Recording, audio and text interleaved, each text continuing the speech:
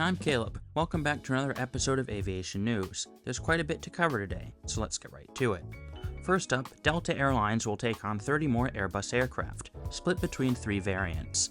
First is the Airbus A350, with A350-900 and 1000s coming to the carrier in the next couple of years. Next, the Airbus A330neo, 16 A330-900s will join the fleet. And finally, the most exciting, more Airbus A321neos.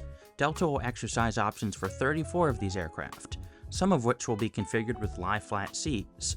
This is exciting, although we're not sure how many will have lie-flat seats throughout the cabin.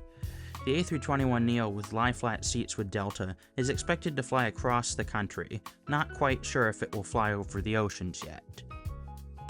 Next is the effect of the airstrikes and conflicts in the Middle East causing major aviation impacts. This is something I'm sure you're all very well aware of at this point, however, I wanted to touch on it as several airports were hit or affected by this crisis. However, things have resolved a little bit and are in a calmer state.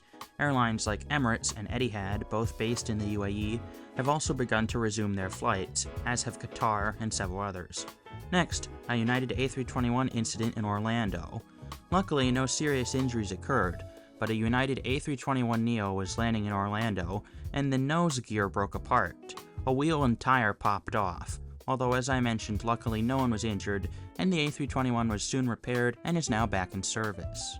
Next up, there was a private jet that crashed in Bangor, Maine, and unfortunately all 7 aboard the aircraft died.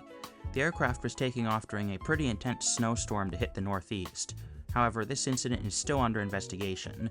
Expect more about it later. Next up, AOPA president has stepped down. AOPA, or the Aircraft Owners and Pilots Association President Dan Pleasant, has stepped down following a falling out with senior leadership. There's a lot more to this story that I'm not going to get into, and if you're interested, check out my friend Dan's video on his channel In the Hangar interviewing the president. Next up, there were 2 back-to-back 737 incidents involving Arik Air. The first, a Nigerian airline flying out of Lagos, diverted safely after an engine failure in mid-flight. As you can see, the 737-700 had an uncontained engine failure mid-flight, but luckily no one was injured in this accident, and the plane is soon to be expected to be repaired. Many were rumored that it would be written off, but the airline have confirmed they will repair the jet, even though the damage is quite extensive, and investigations are still underway. Next up, Sun Express 737 had a landing gear failure. Luckily no one injured in this accident, and Sun Express is a Turkish low-cost carrier, by the way, for those of you who are unaware. Next up, we have some aircraft retirements. First is ZA004, the final Boeing 787-8 test aircraft. This aircraft played a vital role in certifying the 787 Dreamliner when the program was still in its infancy. It also helped certify the Rolls-Royce Trent engine that's powering the 787s today. It's very sad to lose this aircraft, as she was only the 4th 787-8 ever built. In similar news, Japan Airlines have retired JA732J, the first 777-300ER ever built. The 777-300ER, the larger, more common variant of 777 nowadays, was first built and certified all the way back in 2004, and then Japan Airlines bought the aircraft from Boeing after its years of being a test aircraft. To see a great video flying Japan Airlines Premium Economy on this very aircraft, check out my friend Dennis Bunnick's excellent video, linked up above. It's sad to see this aircraft go, and she will be missed.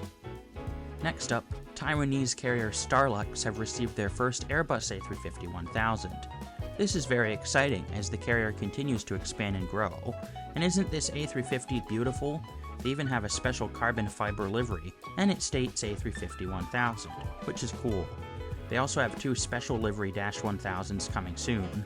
The black one has already been partially finished and rolled out of the paint shop, and it looks stunning. In similar news, Egyptair have received their first Airbus A350, which also looks great, especially in their classy livery. The A350 will help Egyptair continue its growth plans moving forward, and as I mentioned, she's quite a stunner in the Egyptair livery. Hopefully these planes last in the fleet for a good long time, unlike the Airbus A220 fleet. Is it too soon for that joke? I wonder. Next up, 2 small plane incidents. A Cessna pilot ditched in the Hudson River in what many are calling a Sully maneuver. similar to the US Air flight that ditched into Hudson. Luckily, no one was killed in this accident, and both people aboard the plane were rushed to the hospital. The plane had an engine failure and had to land in the river. There was also a Piper crash outside of Phoenix Deer Valley Airport in Arizona, after a similar engine failure to what happened with the Cessna. Both these incidents are under investigation. Luckily, no one was killed in either.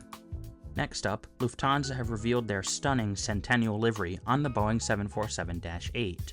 She looks absolutely beautiful, and if you're interested in seeing a great video up close and personal with it, check out my friends at FlightRadar24. Their excellent video is linked up above. Next up, Starlink have changed their prices so much they've basically priced out general aviation from the market. For those who didn't know, general aviation, or small planes like your Cessnas and Pipers like I fly for my private pilot training, used to use Starlink inside some planes. Starlink, the satellite Wi-Fi and connection signal, which was excellent for general aviation. It was seen as quite a win. It could help with navigation equipment, it could help with weather equipment, it could help you get a better map sense of where you were, especially crossing oceans. It was also good for tracking, and was better than those ADS-B boxes seen right here. Unfortunately, their prices have now gone so high, they're almost unaffordable for almost everyone in general aviation. Here's what one looks like in the back of a Cessna, for example. This was a mistake, and many in the general aviation community are very unhappy about this decision. Well, that's all I have for you guys in this update. I hope you enjoyed. If so, make sure to consider liking, commenting, and subscribing to my channel. And until next time, I'll be wishing you blue skies and tailwinds.